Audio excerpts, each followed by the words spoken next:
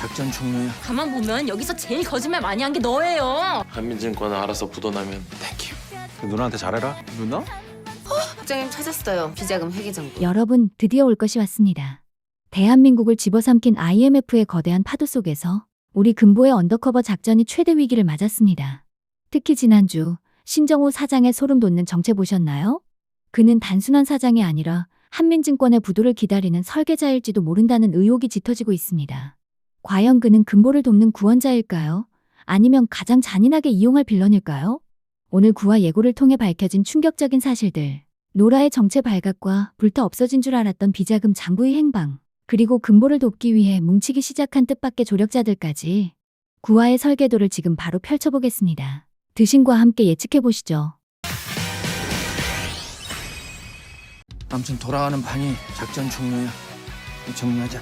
가게마다 붙은 폐업 안내 현수막은 당시의 절박함을 그대로 보여주죠.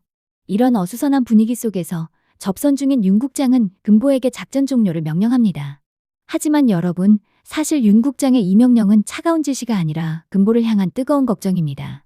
금보에게 위장 취업을 지시한 윤재범 국장은 단순한 상사가 아니죠. 때로는 무모한 금보를 말리고 때로는 뒤에서 묵묵히 밀어주는 마치 딸을 걱정하는 아버지와 같은 조력자입니다. 판이 너무 위험하게 돌아가자 그는 금보가 9년 전 사수처럼 다칠까봐 서둘러 그녀를 빼내려 하는 겁니다. 하지만 금보는 여기서 멈출 수 없습니다.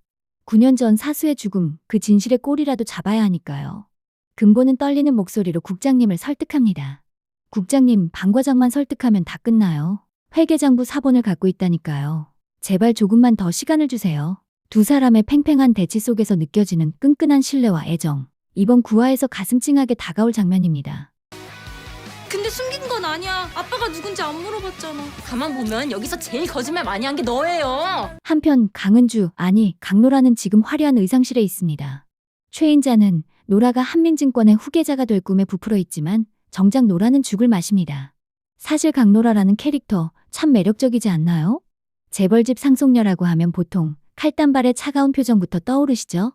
하지만 우리 노라는 다릅니다. 엄마에게 물려받은 저 탱글탱글한 악성 곱슬 존재 자체만으로도 그게 텐션을 확 살려주는 그야말로 인간 비타민 같은 매력을 뿜어내고 있습니다. 사실 노라는 유괴 사건이라는 가슴 아픈 과거를 가진 인물입니다. 그런데 그 상처에 매몰되지 않고 오히려 당황할 때마다 툭툭 튀어나오는 엉뚱한 영어 대사와 해맑은 표정으로 승화시키죠. 그 속에는 계산기 두드리지 않는 무해한 순수함이 가득한데요. 특히 금보 옆에 딱 붙어서 기숙사와 회사 생활을 견뎌내는 노라를 보고 있으면 저게 재벌 3세의 모습인가 싶다가도 그 절박하면서도 귀여운 생존 본능에 절로 미소가 지어집니다. 하지만 여러분, 이 천진난만함이 구화에서는 가장 강력한 무기가 될 예정입니다. 3개월 수습이 끝나고 강 회장 집으로 들어가야 할 시간이 다가오자 기숙사 친구들에게 이 사실을 어떻게 말해야 할지 노라의 얼굴엔 미안함과 걱정이 가득합니다. 정체를 숨기고 끝까지 버텨야 하는 금보와 이제는 정체를 밝히고 원치 않는 화려한 감옥으로 들어가야 하는 노라. 과연 노라가 어떤 결단으로 금보의 든든한 뒷배가 되어줄지 상속녀의 정석을 뒤집는 노라의 본격적인 활약을 지켜보시죠. 결국 사단이 납니다. 기숙사 앞에서 노라의 비밀이 들통나고 마는데요. 여기서 포인트. 노라가 아빠가 누군지 안 물어봤잖아 라는 천진난만한 변명을 늘어놓자 금보가 어이없어 하죠. 그런데 이때 이미 금보의 정체를 아는 고복희가 한술 더 뜹니다.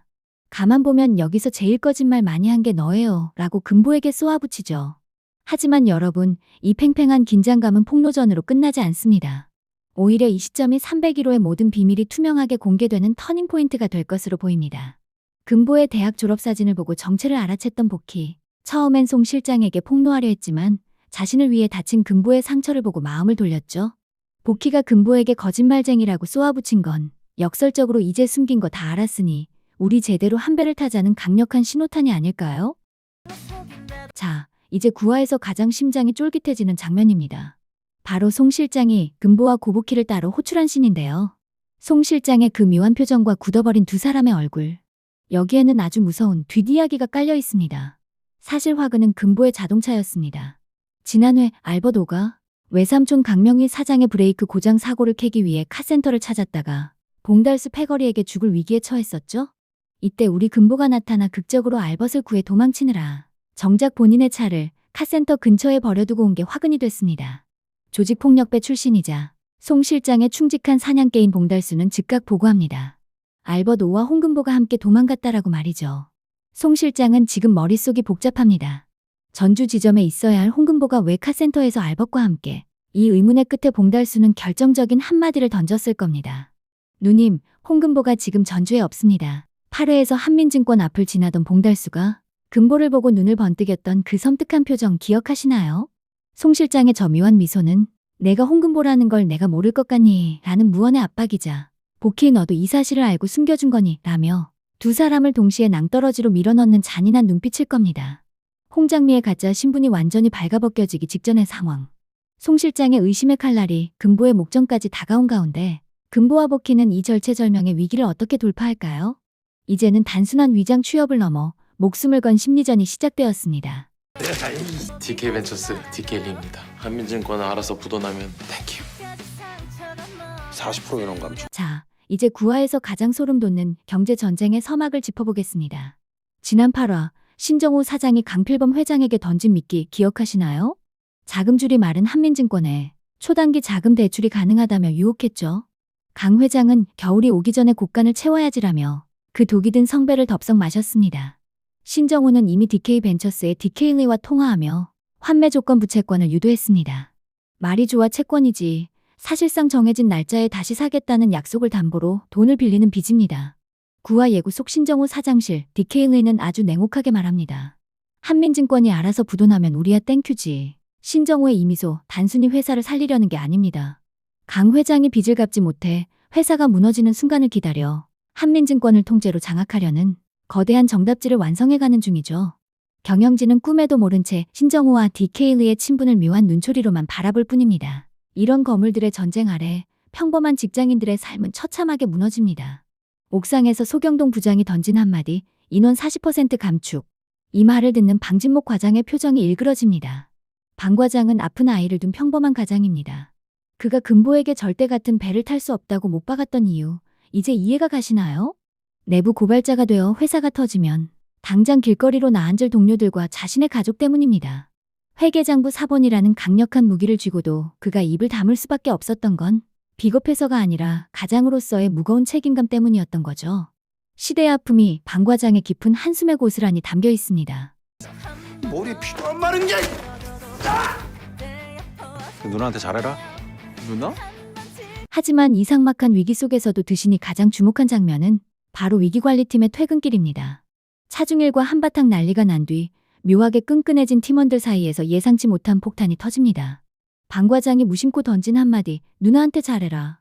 여기에 알버도가 누나라고 되물으며 분위기는 순식간에 얼어붙습니다. 금보의 동공이 지진 나듯 흔들리는 이 장면.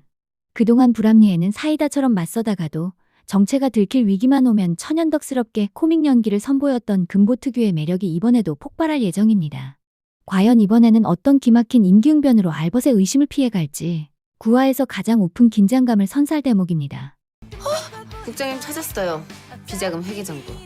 하지만 여러분, 구화 예고에서 가장 소름 돋는 반전은 따로 있었습니다. 모두가 불타 없어진 줄 알았던 그 비자금 회계장부. 이걸 누가 가지고 있었을까요? 바로 301호의 천사, 봄이었습니다. 지난 7화, 금보가 봄이에게 그려준 튼튼하고 예쁜 집 기억하시죠? 그 스케치북 속에는 봄이의 소중한 꿈이 담겨 있었는데요. 자기가 키우고 싶었던 강아지 스티커가 너무나 탐이 났던 봄이는 그 장부를 세상에서 가장 안전한 장소인 자신의 꿈의 집 스케치북 사이에 보물처럼 끼워 보관해왔던 겁니다. 이제 금보의 손에는 강 회장의 목을 겨눌 날카로운 칼, 즉 비자금 회계장부가 쥐어졌습니다. 그리고 이 칼을 함께 휘두를 든든한 아군들도 생겼죠. 외삼촌의 사고를 캐는 알버도, 후계자 수업을 받으며 내부 스파이가 될 노라, 그리고 금보의 비밀을 지켜주기로 한 고복희까지 드디어 팀 금보라는 완벽한 어벤져스가 결성된 것입니다. 신정호가 미리 정답을 알고 문제를 푸는 천재라면 우리 금보는 사람의 마음을 얻어 문제를 해결하는 인물입니다. 금보는 이제 개인의 복수를 넘어 미숙이처럼 성실하게 살았지만 시대의 풍파에 짓밟힌 내 동료들을 지키기 위해 일어설 겁니다. 과연 금보는 이 비자금으로 직원들을 구하고 신정호의 차가운 계획까지 돌려놓을 수 있을까요? 과연 이들의 역습은 성공할 수 있을지 이번 9화에서 그 짜릿한 시작을 함께 지켜보시죠. 오늘 분석이 흥미로우셨다면 구독과 좋아요 부탁드립니다. 드시는 이번 주말 본방사수 후 더 소름 돋는 예고 분석으로 돌아오겠습니다. 지금까지 여러분의 드라마 길잡이 드신이었습니다. 감사합니다.